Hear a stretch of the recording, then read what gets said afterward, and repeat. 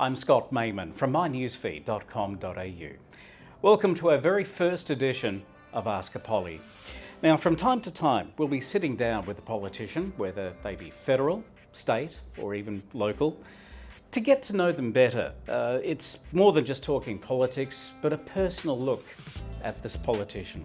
Today, for the very first Ask a Pollie, we welcome Bert van Manen, the member for Ford. Thanks for joining us. Welcome, Scott, and nice to be with you. How long have you been in politics? A bit over 10 years now. I first got elected on the 21st of August 2010, so how time flies when you're having fun. A lot of fun? I love the job. For a boy who grew up on Tygum Road at Waterford, to represent the community I grew up in federal parliament's a tremendous privilege. You're a local boy, we already know that bit, but what made you get into politics? What was it the thing for you? It's about service to my community. But as I said, having grown up in the local area, I came from a family that liked to discuss politics and world affairs and all those sorts of things. In the mid-2000s, I developed more of an interest in it as I was building my business and doing other things, and eventually I ran in 2007 for a small party that doesn't exist anymore in the seat of Rankin. Which one? Family First. Right. But then in 2009 I joined the LNP and decided to get involved at that level. What about your family? What have they said? Obviously they're very supportive of you, but when you were going through the motions of going, yeah, I want to get into politics, what was their reaction? My wife Judy and I had a number of very long discussions about it, but I'm very thankful for their support and their encouragement, and I wouldn't be here without that support and encouragement. So, and both of our boys as well. And one of the things you don't necessarily see with politics is the things that family miss out on because of the things that we do. And I've missed kids' school graduations, and I've missed uni graduations and those sorts of things. But that's part and parcel of the gig, and I'm not the only one. There's plenty of other people in all walks of life who have missed family events for whatever reason. A lot of people don't realise that you do give up a lot to follow your passion. Yeah. Look, but you know that going in. That's part of it. You're away for 20 odd weeks of the year in Canberra. You're interstate for other things. You've got commitments locally. It goes with the territory, and but I enjoy the fact that I can get out and be in my community, serve my community. I'm not going to solve every problem, and not everybody's going to be 100% happy with what we do or how we do it, but we do the best we can do. You just mentioned your wife a few minutes ago. Let's backtrack a little bit. How did you meet? We met through youth group at the Beenleigh Uniting Church when it was just up on the corner here of Alamein Street and George Street. It's obviously now up on Mount Warren Boulevard, but that was back in the mid-80s, and sort of got to know each other over a period of time, and eventually got married there. And this year I think it'll be 33 years we'll have been married. You've got to get that right. Yes. I've been very, very lucky and blessed to have her as my wife. Have you ever come home late and Judy's turned to you and said, "You're late, the dinner is ruined"? Have you had any of those little Barneys in the backyard? I'm always home late from a lot of things. So. Well, what's your poison? Beer, wine, spirits, or nothing like that at all? No, look, I enjoy a nice glass of Shiraz. I also enjoy a nice glass of our local Beenleigh rum product, who have got a good variety of products. So, but look, everything in this space in moderation. Of course. But it's nice to sit down with friends or family on a weekend and maybe have a glass or two of red wine and just enjoy some social company and some fun. The weekends are so precious, aren't they? It's your time to get away. What about television. We've got multi-level platforms at the moment. You can stream stuff. Do you binge watch at the weekend? What do you do? I actually don't watch a lot of television. I prefer to read. If I am watching television, it's normally some sort of home renovation show, or if I've got the TV to myself, it'll be something in the sporting field. I enjoy watching the V8 supercars. Got a great local team here in DJR. I enjoy watching the football and the cricket, and obviously having played soccer over many years, I enjoy watching the A-League as well. So it depends. If Judy's home, I maybe don't have don't have access to all of those things. But who's in charge of the remote control? Come on, be honest. We want the truth. Judy's probably more in charge of it than I am. So. Well, I've noticed that you are a bit of a sports fanatic. I can tell that because there's a Chaz Mostert shirt just in the corner of the room that we're sitting in at the moment. So you're a very proud sportsman. Yes, I've played a lot of soccer and cricket over the years, and I was very fortunate to play soccer at a senior level. I represented Queensland schoolboys as well in football. So I love getting out and whether it's playing soccer, I haven't played cricket for a long time, but I played grade cricket here in Beenleigh districts, and I enjoy a good game of golf. Unfortunately, my game of golf is not that good at the moment, so it's a bit frustrating, but I do enjoy getting out and about, and we had the Beenleigh PCYC Golf Day last week, which was very enjoyable. Again, at those things you get out and you meet the community at those various events, and nothing better on a Saturday afternoon going down to a number of local footy clubs, catching up with people and saying hello. And of course it's always the 19th hole that is the one that's the most enjoyable in the day of golf. Yes, but again, it's about catching up with people and just relaxing after a nice day out. But we've always done something silly in our lives. We're not stupid, we just do stupid things. What's the most embarrassing thing you've done? Most embarrassing thing? That you can talk about, of course. Yeah. Look, we used to have a lot of fun as kids, growing up at Waterford with a bunch of mates, and probably some of the silliest stuff we did was jumping off the old bridge at Waterford into the Logan River. Very naughty. But you wouldn't do that today. The bridge is a lot higher. But we used to go swimming in Tygan Lagoon and do all sorts of fun things. Kids will be kids, basically. We'd leave home in the morning, and as long as we got home by the time it was dark in time for dinner, it was pretty right. And the parents knew nothing more, did they? They still hear stories occasionally and they cringe, so. All right. Well, we've got some questions from some of our loyal readers with my news feed, also with Rebel FM and Breeze FM. Some are from your local electorate, others are from outside, because we go very far and wide with our coverage. Marie of Beenleigh has asked, Gold Coast Commonwealth Games caused more disruption than fanfare. Will this be repeated for locals should we win the 2032 Olympics? I would hope not. We've got a very long lead time into the Olympics. And one of the advantages of the Olympics, if we're successful in getting it, we're going to see the bring forward of some major infrastructure projects, some of which we're working on already, such as the upgrade to the Brisbane Gold Coast rail line. And we've invested jointly with the state government a bit over $100 million in the relocation of Logan Lee train station to facilitate that. I know part of the discussion around that is also here with Beenleigh train station.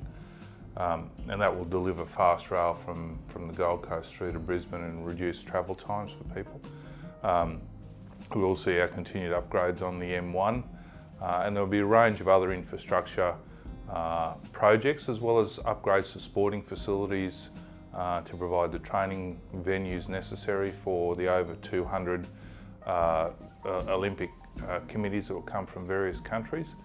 So I think it's a tremendous opportunity right across southeast Queensland, but also more broadly.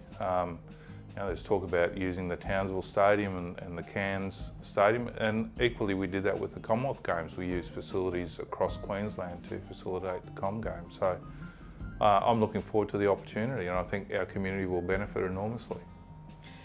We've got a question from Tony in Bethania. I'm in my 60s. I want the COVID jab, but I'm frustrated that it was deployed to the Gold Coast first. How do I find out when I'll be eligible for the jab? It is a good question. It is a very good question. You'll be notified through your GP, and it wasn't just to the Gold Coast. PA Hospital also has a vaccine clinic, as does Cairns based hospital, and they were selected on the basis of need. Equally, our aged care facilities are receiving the COVID-19 vaccine as well, and I know ones in Pimpamar and Upper Coomera have received that already. So that's phase 1A, and those ones are the Pfizer vaccine. We've now seen the AstraZeneca vaccine arrive in Australia last week. So once the TGA has finished that approval process, then we'll ramp that up to 1B, which is, I think, for those over 70. But I think he said he was 60. Yeah, in my 60s. So that'll be probably in 2 or 2A or something like that. So that'll probably be in May, June, without having the full timetable in front of me. But he will get notified, and we'll certainly put out stuff through our communication channels as well to advise people when those additional rollouts are occurring. Our next question comes from Pauline Shepherd, who asks, why does the government say it wants to encourage seniors to stay in their own homes, then pull funding for assistance, even if they get on the basic level 1 list after assessment for aged care? It can take 1 to 5 years to get assistance. Now, you can hear that there's a bit of grief going on. Yeah, look, I understand the issue that Pauline's raising, and we've seen it within our family as well. We've substantially increased the number of packages by about 80-odd thousand since we came into government. Unfortunately, the need is far outweighed the availability of the packages, and we're continuing to build on that. You can get an interim package, so if you're assessed, say, at a level 2 or a level 3, you can get an interim package to help start to get you through. But there's no funding being pulled from those packages. In reality, we've invested an additional $5.5 billion in additional packages. One of the things that I've noticed, and I've flagged that concern with the Minister, is actually the level of fees that the package providers are charging as opposed to what they're actually delivering on the ground. Is that a third-party issue? That's the, whoever the package provider is, they maybe charge an admin fee of 30%, and then the rest of the package is available for actual services. I've seen some that are higher, some that are lower, and people need to shop around, but the difficulty is that in some areas there's not the range of choice of providers either. So we've seen the Royal Commission report handed down this week, and some very disturbing revelations out of that. So we're very committed to trying to fix this system and work out the best way to achieve that. Philip Wayne Nelson has written in and asked, when are they going to remove the methadone clinic? Well, thanks, Philip, for the question. Well, one, it's not a methadone clinic. They do dispense methadone, but they do a lot more at that clinic in terms of drug and alcohol rehabilitation. And it's a holistic service. It's not, you can't just walk in and say, I want my methadone. You've got to sit down and go through a health plan and sit down with a GP and work out where you're at, what we've got to do to help you through the system. They're there legally under the appropriate approvals from Logan City Council and Queensland Government. They have a commercial lease, they can stay there as long as they wish. Also, it's important to note there's 5 other places around Beenleigh that dispense methadone without asking any questions.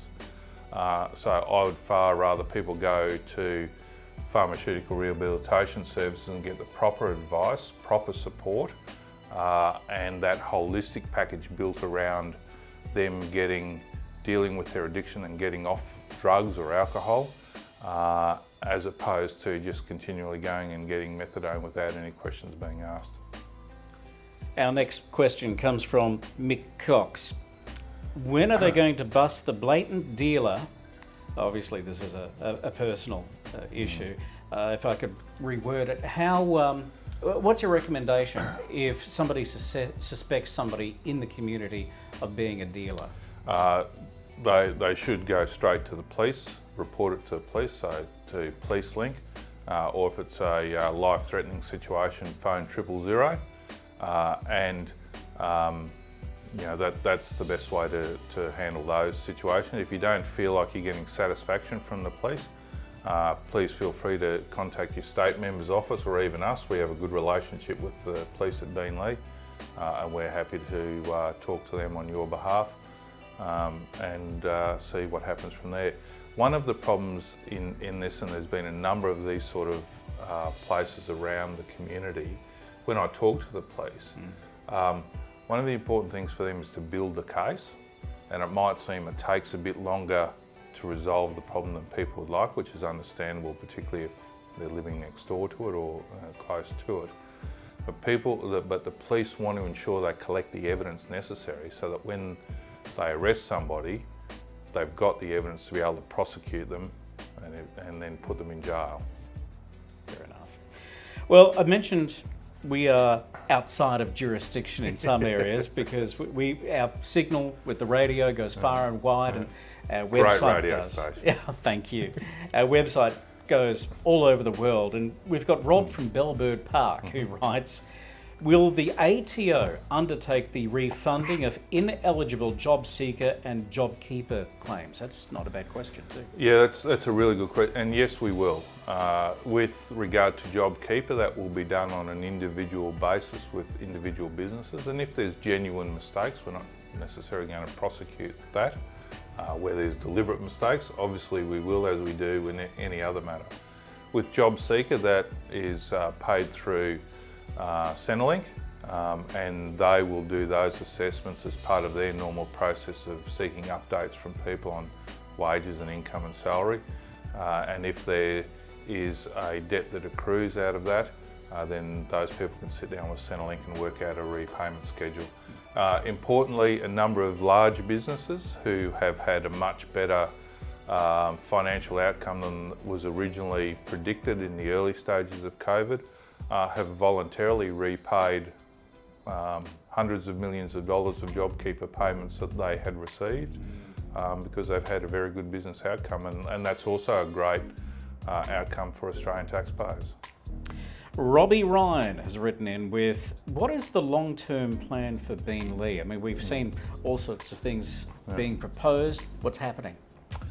Well, as I said at my Beenleigh forum a few weeks back, my goal is to see Beenleigh turn into a mini Parramatta halfway between Brisbane and the Gold Coast. I think we have a tremendous location. We've already got tremendous local opportunities, as we've seen. We've got the Beenleigh Rum Distillery. Zaraffa's built their new headquarters at Eagleby there. They're looking to build a big, what they call the Distillery Road Markets, which are presently out for lease. We've got the Beenleigh Historical Village and the Spirit of the Red Sands production. We have some major sporting events here around Beenleigh. So I think we have tremendous potential, and the greatest advantage we have, we've got a train station. So I'm talking to a number of people at the moment about a range of projects, whether it be from a hospital to office accommodation, hotel accommodation, maybe even some upgraded sporting facilities in anticipation of winning the Olympic Games bid. Even if those are for training facilities to host, as I said, international Olympic teams. So there's a range of things ongoing, but I think we have a tremendous opportunity for the future, and I'll continue to pursue those things. Kim of Burleigh Waters. Given that international borders are the responsibility of the federal government, Why isn't the federal government taking responsibility for the COVID quarantine scheme? How is it that the states are being allowed to define their own procedures? Well, the quarantine arrangements were a decision of National Cabinet. The states individually manage their health system, and the decision was made with respect to quarantine that given that the states manage their own individual health systems, it was best that the states run the quarantine arrangements and set the numbers based on what they believe the capacity is of their health system to manage that if there is an outbreak. So that's the way that was arranged. Obviously, individuals are responsible for paying for their own quarantine. We did open the Howard Springs Quarantine Centre in the Northern Territory, which is run by the Commonwealth Government to get some more people in, but the state-based schemes are state responsibility. Falls back on the health On the health department side of things, yeah. Brian of Springwood has written in with a question which is, well, quite near and dear to my heart actually. Why is the federal government hell-bent on making Google pay for news content, even though all that Google does is just put up links to stories? Well, we know that Google is ubiquitous almost as a search engine of choice. And the ACCC did a major investigation, a major report into that, and the recommendation was that Google and others, Facebook included, pay for the news that they reproduce on their sites, or even the links, because it's the availability of those links and those headlines that drive the traffic to Google's website, or to Facebook's for that matter. That drives then their ad revenue. So they're ultimately getting a financial benefit out of the capacity to reproduce that. So the idea of the code was to see a model put in place where some of that revenue could be shared.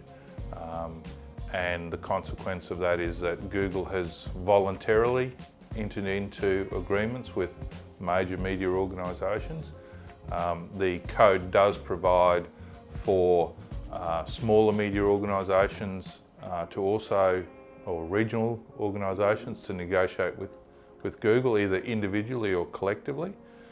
I'm glad that you mentioned that, because it does appear that the bigwigs, 7/9, News Corporation, they're the ones that are getting a bigger share of the pie, so to speak. But the regional, the smaller outlets are the ones who are missing out. And as you know, the regional outlets are the ones that do the direct communication with the regions. And we certainly, so regional organisations, we expect Google and Facebook to negotiate with them in equally good faith as they have with the larger organisations. Obviously, Facebook took a little bit longer to come to the table, but equally, I would expect that if that is not working, I would ask that my local regional news organisations let me know, and I'm more than happy to talk to the Minister and pass that on, and we'll raise that with Google and whoever else we need to. I hope in good faith it all works out, but yes. I'll take that on board if we need to contact you. A bit of a fun one to finish up the questions with. Joel of Homeview has written in, will the Penrith Panthers choke in the finals again this NRL season? I know there's a backstory here. Yeah, well, I know Joel well. Probably is my answer, but I've got to be a little bit careful and maybe say I hope the Broncos at least get there this year. So they may be fighting words, I think. So let's wait and see. Each season throws up its interesting outcomes, and even looking at the current A-League season, people sort of wrote off the Brisbane Roar this year, and they're sitting third on the table and playing some really good football. It's not the first time they've done that. They've been the comeback kids from yesteryear as well. So we'll wait and see. Let's finish up with a bit of fun. The Fast Five, as I like to call it. So I'll mention a name or an event or something like that, and I want you to respond with the very first thing that comes into your mind, okay? So I'll give you an example. Let's say Penrith Panthers. What's your reaction? Uh, Quick. a good football team. There you go. So that's an example of what we're going to do. So you ready? Yep. Barnaby Joyce. Interesting. Mardi Gras. Fun. Anastasia Palaszczuk. Premier. The M1. A problem. Kim Kardashian. Overrated. Bert van Manen, the member for Ford and our very first guest for Ask a Pollie. Thanks for being our guinea pig today. No, thanks, Scott. Great pleasure to catch up, and look forward to doing more of these in the future. Ask a Pollie from mynewsfeed.com.au.